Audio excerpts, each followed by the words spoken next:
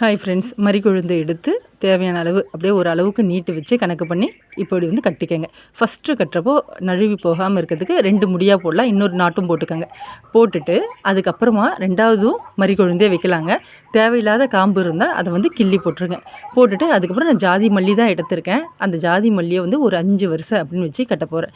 கட்டிட்டு திரும்பவும் மறிக்கொழுந்து வேணும்னாலும் வச்சுக்கலாம், இல்லைன்னா ரோஸை வச்சு அப்படி சுற்றிக்கிட்டே வரலாங்க. இப்போ வந்து நான் ஜாதி மல்லி கட்டிட்டு மறிக்கொழுந்து வச்சுருக்கேன். இப்போ வந்து ரோஸ் அப்படியே வச்சும் சுற்றலாம். ஆனால் வந்து அப்படியே நாட் போட்டோன்னா அது உருவிக்கிட்டு போகாமல் இருக்கும். அப்படியே வச்சு சுற்றிடுங்க. சுற்றிட்டு நூலை வந்து சென்டரில் அப்படியே வந்து நாட் போடுங்க.